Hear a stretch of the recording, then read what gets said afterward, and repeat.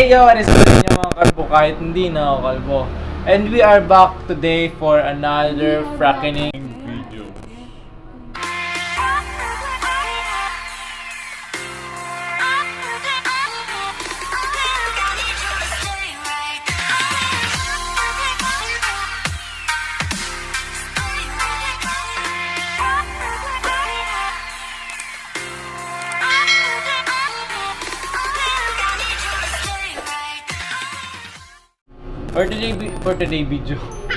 For today's video everyone, makakasama natin ang aking bebe.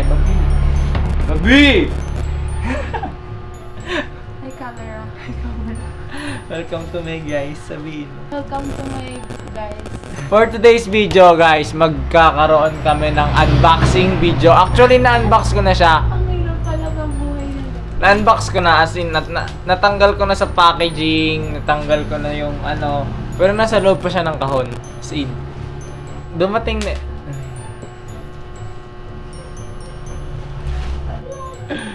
Parang taong...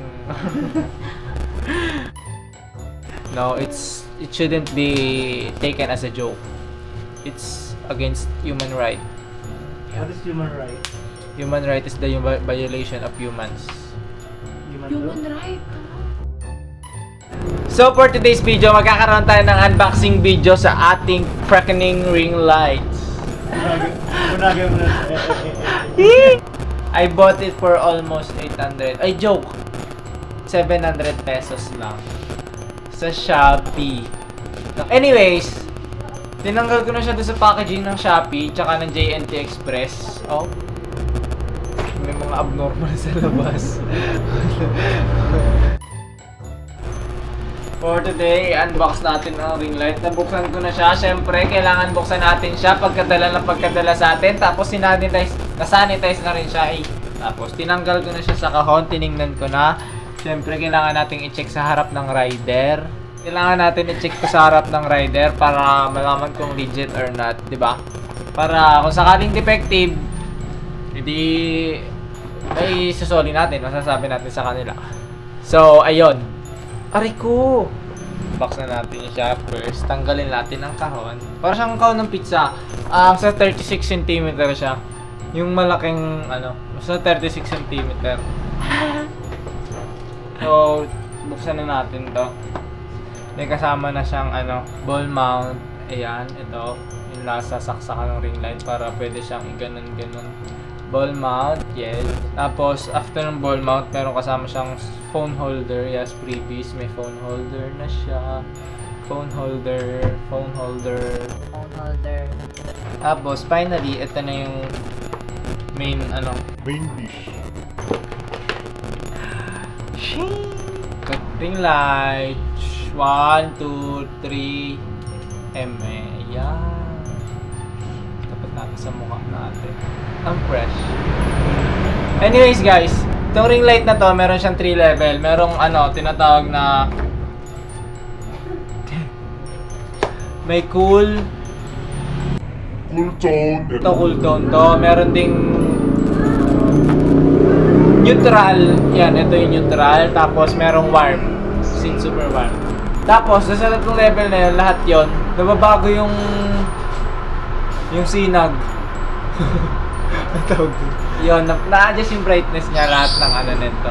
So, simulan natin sa cool tone. Sa cool tone, ayan. Ito na yung sagad niya. Tapos, pag hininaan siya, ayan, di ba mahina? Hindi siya sa neutral. Ganito, ito yung pinakamahina. Ito yung pinakamababang brightness. Pag nilaksan, ito yung sagad niya. Ayan. Ganyan siya kaliwanag. Okay. Tapos, sa warm tone naman niya, third level, ganyang kalakas. Sagad mo pangabi. Yan, ganyang kalakas. May lalakas pa pala yun. Diba? Nalalaksan naman, diba? Anyways, yeah, that's it. Mabilisan lang to kasi nasa shop ako. Sa shop.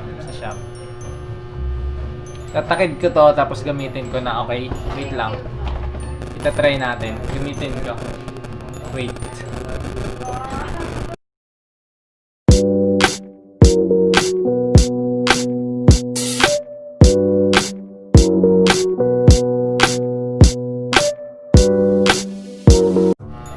what is up mga kalbo, and I'm back.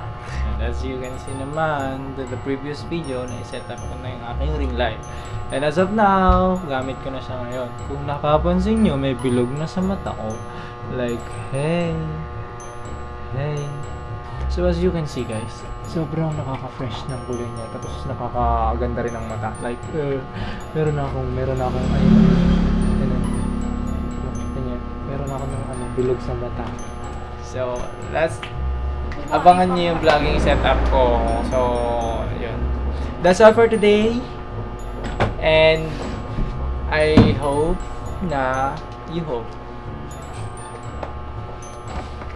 may napulot kayo dito, kahit basura. That's it. That's all for today. Thank you for watching.